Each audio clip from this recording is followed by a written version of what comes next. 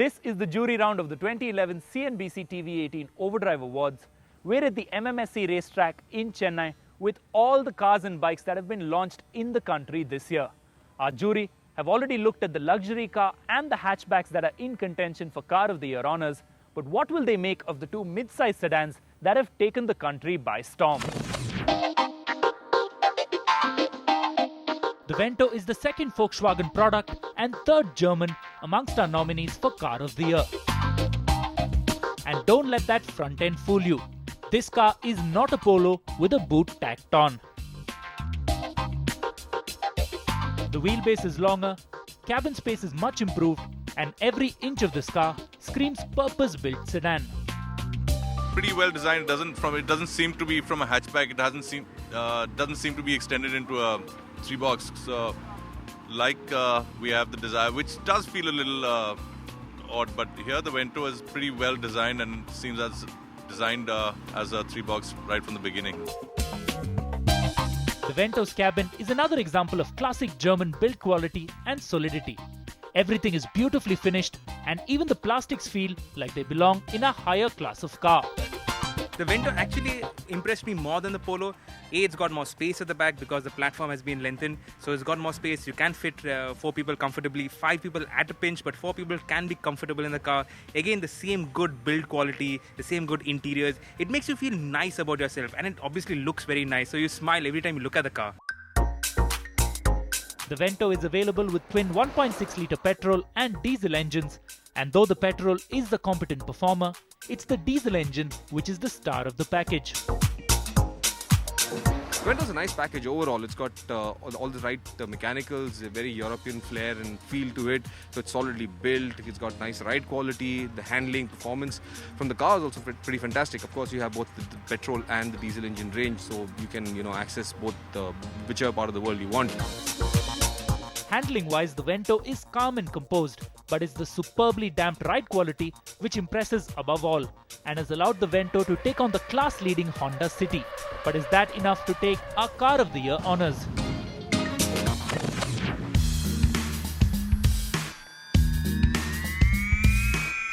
And now we move to our final nominee for Car of the Year, the Toyota Etios. Even though it was only launched in the first week of December, Toyota has already received 12,000 bookings, and the dealers are quoting waiting periods of up to 6 months. No, there's nothing outstanding, I think, in terms of looks, but says what it does on the cover, I think. It's a good functional car for its price. Yeah, quite strange looking, I'd say, but I think this is how the market's been in this country for a few years now. Strange cars, unique European-looking cars are coming in, and the people, the automobile industry is accepting that. What I would change if I were Toyota, I wouldn't use grey plastic for the dashboard, because grey is a color that Maruti sort of owns in our country. So if you were to just have that in a different color, the quality perception of the car, the expense, the price of this car, in perception value would just go up.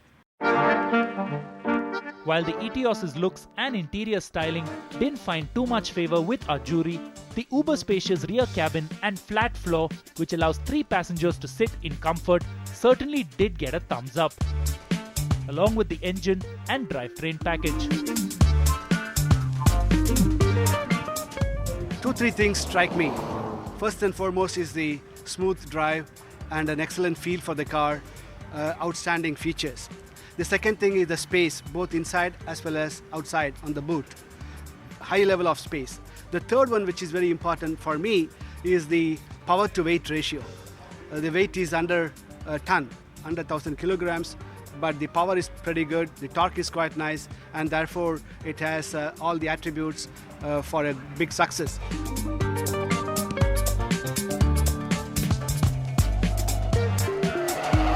I think the suspension is really nicely tuned for the town. I really like the steering response, it's good. It's very softly sprung, but yeah, then again, it's completely aimed to be driven in the town.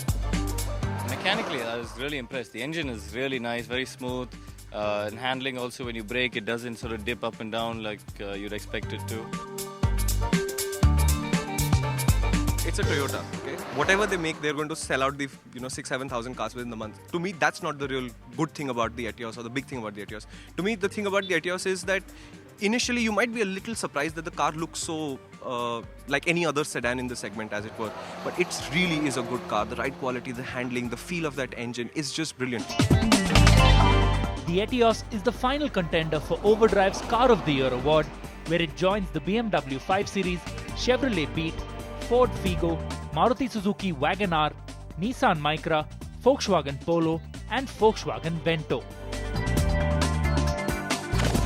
And with that, we're going to wrap up our first episode from the MMSC racetrack here in Chennai.